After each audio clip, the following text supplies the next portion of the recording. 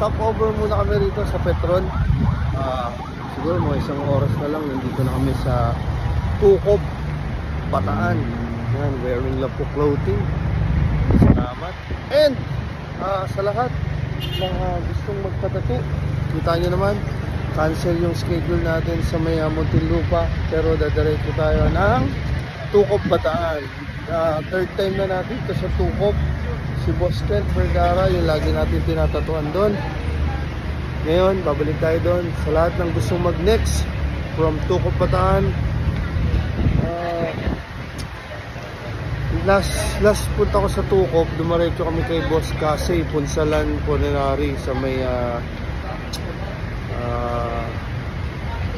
Urani.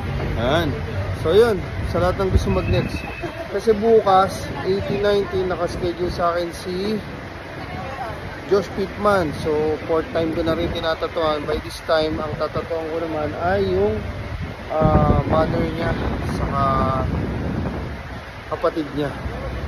So yun, dapat huwag kayong puputol ng ugnay o pising mag-uugnay sa lahat ng client nyo. Kasi pag ginalingan nyo, nilupitan nyo, habang buhay na yan. Kumbaga parang domino effect na yan. So 24/7 kahit saan. Suot natin ang shades ni Apam 101. Sumudya ako. So yun, this coming February 2, sigaw mo sa mundo kung ano yung offer mo. Meron tayong tatayong shop, Mewo Tattoo Shop, this coming February 2 sa may 3 Lane 3 Imus, Cavite. Bali, mamimigay tayo ng first come first serve, 26 person for free minimal tattoo. Alright? So, first come first serve, ako lahat magtatattoo nun.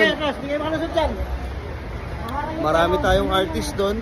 So, kung di mo maantay yung ating free, pwede tayong mag buy one take one doon. Minimal tattoo plus 1, 50% pa.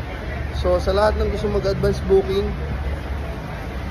50% off kahit gaano kalaki yan from the month of February 2 opening, soft opening hanggang February 28. So ayun, maraming salamat.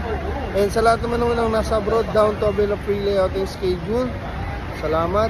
So siguro mga 10 o less na lang yung hindi natin na ibabalik sa perfume.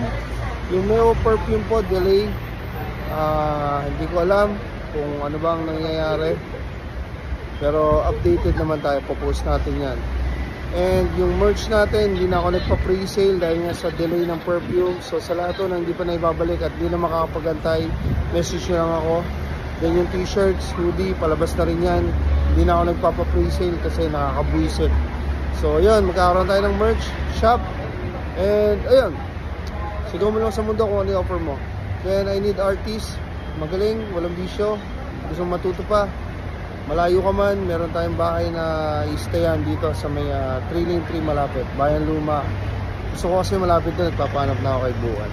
So yung malapit sa 3 Lane 3, even Bayan Luma 9, Bayan Luma 8, Bayan Luma 7, maghahanap po kami ng pwede naming apartment na pag-stayan ng mga artists. So thank you Lord, and be my next client. Third time na natin. Yo!